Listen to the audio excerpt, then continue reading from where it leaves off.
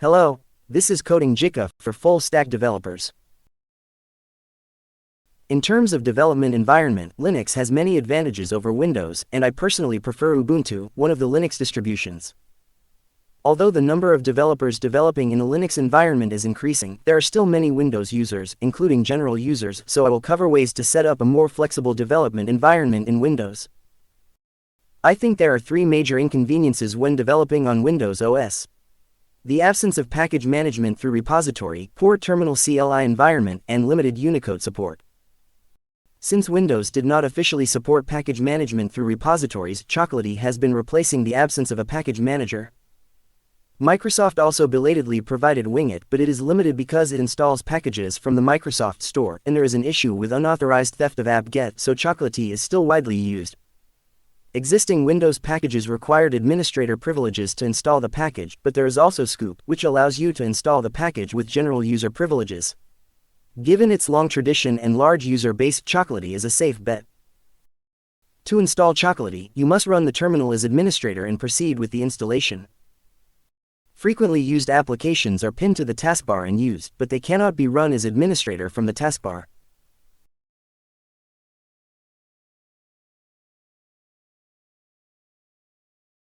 You should always find the application in the application menu screen, right-click the mouse, and run it as administrator from the context menu that appears.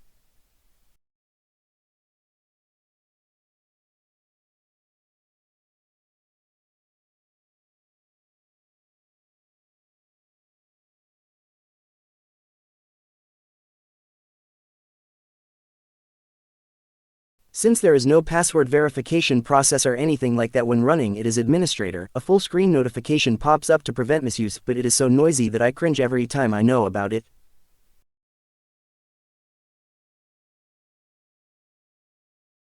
A terminal running as administrator will have an icon indicating this in the upper left corner.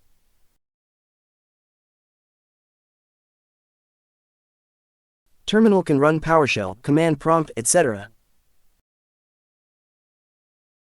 When the terminal starts, the shell set as the default profile is executed. PowerShell is recommended as the default setting. Unlike the existing command prompt, the poor terminal environment has been greatly improved due to PowerShell. Chocolatey also needs to be installed via PowerShell.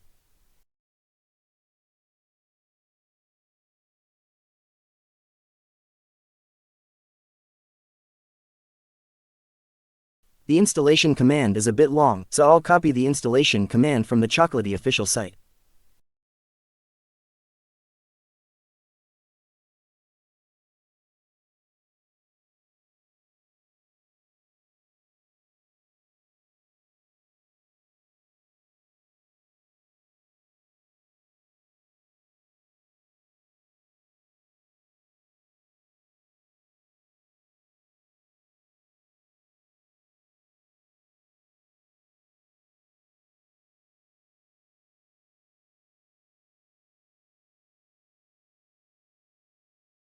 Paste the copied command and run it to install Chocolatey.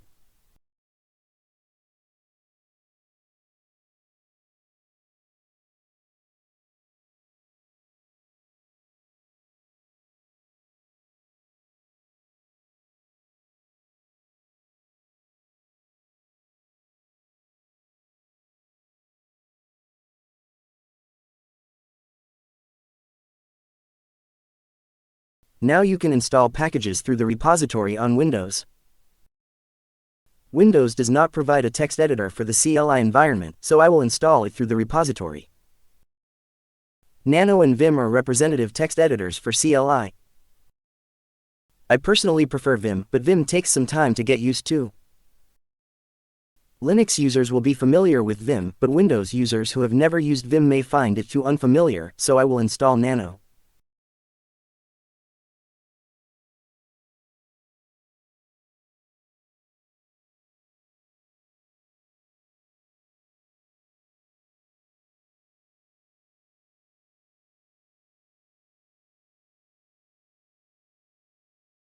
Let's open a text file with Nano. If you work on the same C drive, you can omit the C: and use the / to indicate the path from the root directory. It also supports auto-completion via tab, so you can easily find the path.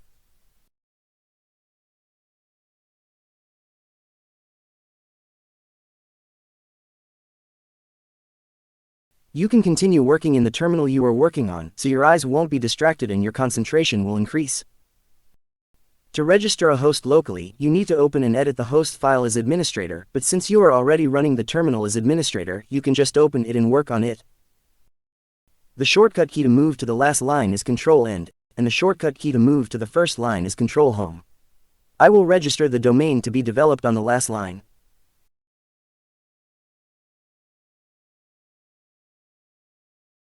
I prefer to attach -dev to the actual operating domain and develop it similarly to the operating environment.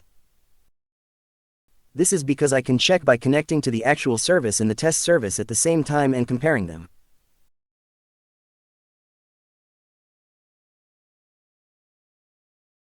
The caret symbol means the Control key and the M- means the Alt key. To save the file you are working on, press the Ctrl-O shortcut key to execute right out. The file name of the full path to be saved is displayed, and you can change the name or save it as is by pressing Enter. To exit, press Ctrl-X. If you don't have a CLI text editor like Nano or Vim installed, you'll need to work in a separate way application window like Notepad to edit text files. In addition to the terminal you are working in, another application window is added, which distracts your vision and makes the screen cluttered.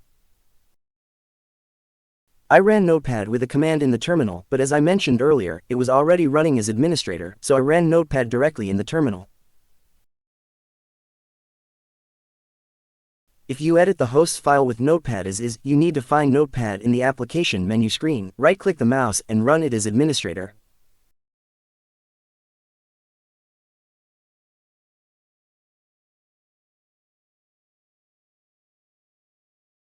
Then, you need to find the host's file path and open it before you can edit it.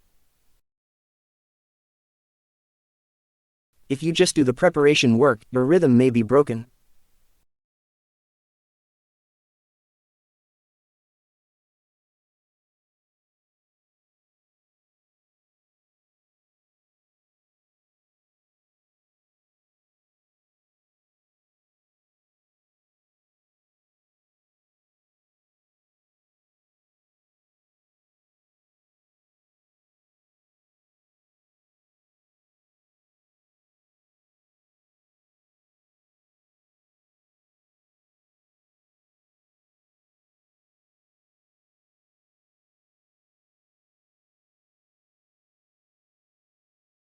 With the installation of Chocolatey, not only package management through the repository, but also the poor CLI environment can be improved to some extent. However, running it as administrator is still inconvenient. If it is already running as general user, you have to open a separate window as administrator and run it. The process is too cumbersome and the number of windows makes it messy. In particular, although it is said that the terminal running as administrator displays an icon in the upper left corner indicating this, the terminal can do almost anything, so running the terminal as administrator is also dangerous. Windows has also started supporting the use of the sudo command like Linux. I will solve the inconvenience and risk of running as administrator with the sudo command. You need to enable the sudo command, but Windows settings are supported with a graphical screen. Ironically, you have to search through too many menus, so it is difficult to remember, and it can be difficult to understand just by looking at the explanation of the material. There is an irony that it is easier to see and follow if there is material made into an image or video. I believe you have followed the screen to enable the sudo command well. There is a combo button next to the switch button for enabling the sudo command, and you need to expand it to configure the details. The default is to open in a new window, but additional windows will open in a messy way. Even a CLI editor like Nano cannot replace a GUI editor like Notepad because it opens in a new window. I used it a few times without knowing that you could configure the details, and I thought it was not very useful. You need to change the settings inline to use sudo more properly. I don't know why the default is in a new window, and I don't know why other options besides inline are needed. This time I will run the terminal as general user. Like the bash shell in Linux, PowerShell has improved history functions, so you can retrieve and run previous history even if you quit. Let's run the Nano editor by adding sudo in front of the command. The cumbersome process of running as administrator has been omitted, but a notification suddenly appears on the full screen as if something important has happened. Since there is no procedure to verify a password or anything when running as administrator, it seems to surprise people and draw their attention, but it actually breaks the rhythm of the work. Maybe it is because I am used to the calm Linux environment, so I feel uncomfortable. The advantage of the sudo command is that it only applies to the command being run. If you run another command, it will run as a general user again. If you run Notepad as administrator, you have to add sudo in front of it again. A large notification pops up every time you run it, which breaks the rhythm, but it is much more expansive and less rhythmic than having to search through the menus yourself and run it as administrator from the context menu. In Windows, due to the lack of a suitable package manager, third-party tools such as Chocolatey were installed and used. Even if there is no package manager, you can find applications on the internet, download them, and install them directly. You can also download the Nano editor as a pre-built executable file. I will uninstall the Nano editor that I installed earlier. It may have been removed from the Chocolatey package management list, but it was not actually deleted, and Nano is still running. Some Chocolatey packages have a problem with not being properly uninstalled. I will ignore the Chocolatey uninstall problem and proceed. You need to download the Nano editor directly through a web browser, unzip it, move the executable file to an appropriate location, and set the path. This is a familiar routine for Windows developers.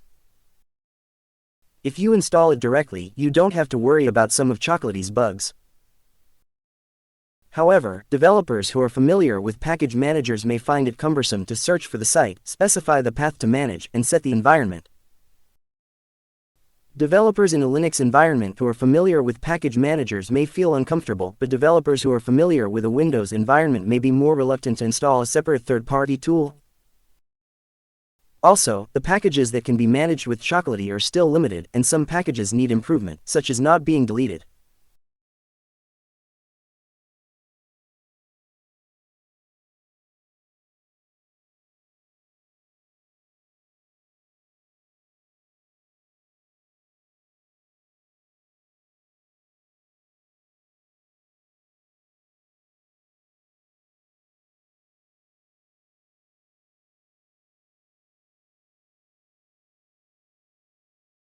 If you unzip the downloaded file, you will find a Nano executable file inside.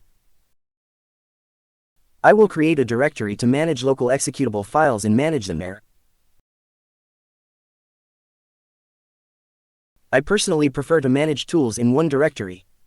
And I prefer to manage tools that only have executable files in a local \bin. In Windows, system-related executable files are managed in the Windows \system32 directory. It does not look good to manage local executable files together with system-related executable files. In Linux, the path is set to /usr/local/bin, so it is managed here. This path is similar to this.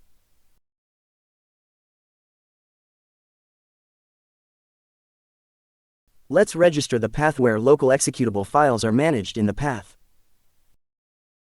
As mentioned earlier, Windows settings are supported by a graphical screen, but paradoxically, you have to search through too many menus, so the settings can be difficult or complicated.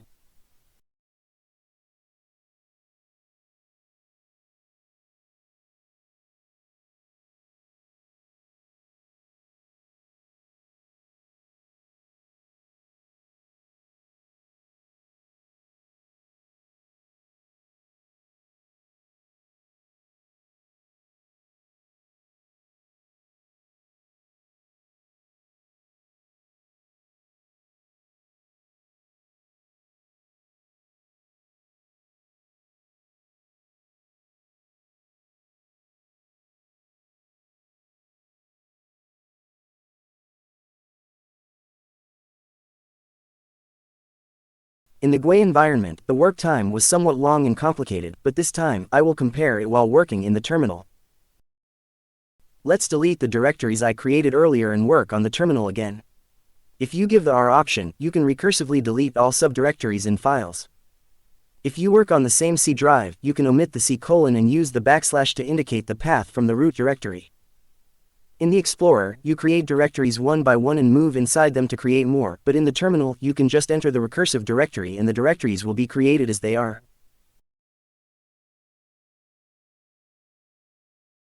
There is a home variable for the home directory, but recently, tilde, which is used in Linux, is also supported. If you autocomplete with tab, it will also change the tilde to the actual path of your home directory, but due to excessive friendliness, the simple address tends to change back to something complicated and messy. $$ means the last variable of the previous command. In this case, it means \tools\local\bin. It got longer because I was explaining it further, but working in the terminal is much more concise than working in the file explorer. The work was completed with 2 lines of commands. Of course, applying color syntax to pre-built Nano requires more work. Copy the syntax directory from the pre-built Nano uncompressed directory to a suitable location. It is recommended to keep local application-related data in the app data \local directory under your home directory. As mentioned earlier, if you uninstall a package with Chocolatey, it may not be deleted properly and configuration files may remain. The configuration file for Nano is .nano.rc, and this file remains. I will delete it and create it up again. I will edit the home directory \.nano.rc file. You must include the files in the syntax directory. The file separator must be a /. If you use a \, it will not be recognized. If you try to exit a modified file without saving, it will ask you whether to save it.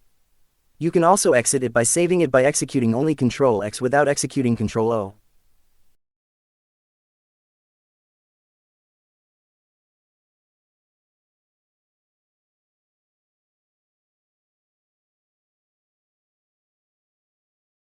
I unzip the zip file in File Explorer and move the nano.exe file, but I will unzip the zip file directly in terminal. Unfortunately, an error occurs. The unzip command built into PowerShell gives an error saying that the compression method is not supported. Sometimes, it takes a very long time to unzip, so the completion level is still low.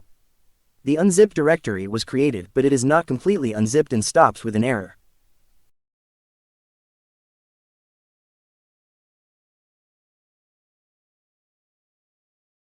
Even though it is annoying, I recommend that you find the unzip executable file on the internet and download it. Currently, unzip is available up to version 6.0, but the only pre-built version for Windows is version 5.52. In Linux, you can easily compile the source file and create an executable file, but in Windows, you cannot, so I will download version 5.52. Here, I will only copy the link address. This is because after downloading, you have to go through the cumbersome process of moving to the desired directory again. I created a directory to manage local executable files earlier, so I will move to that directory.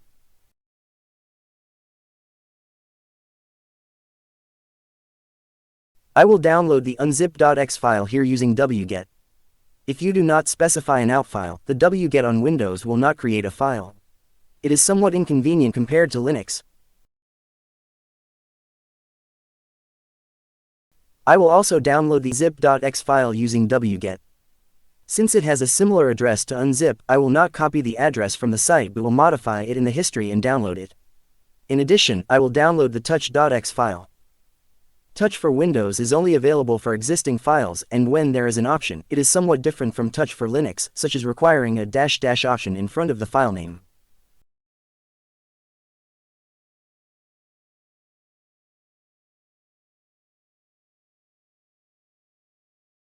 There are many other tools that port useful tools used on Linux, but I will skip them due to time constraints.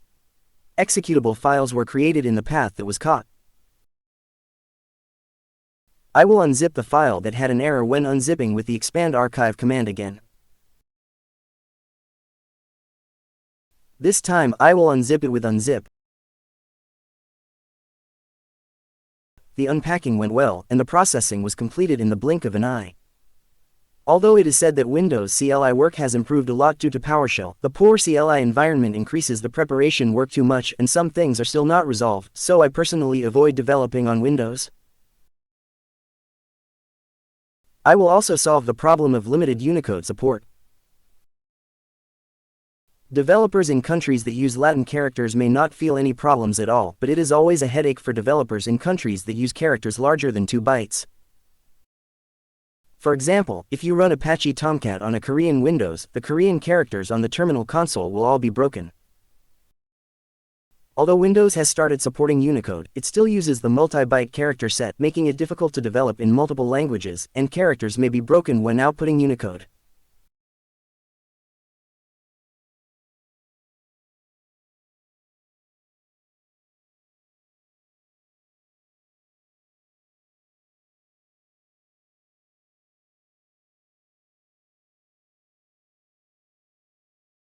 Windows supports beta feature to change character set to Unicode UTF-8.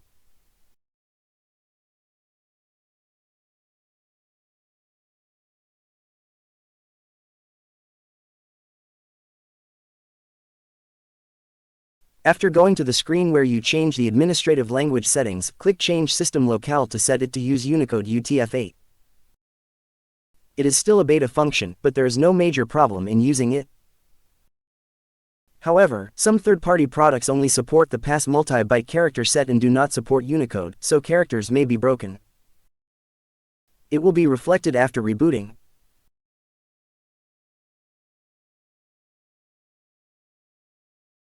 Now, even in the output of 2-byte languages, the characters are not broken and are displayed well.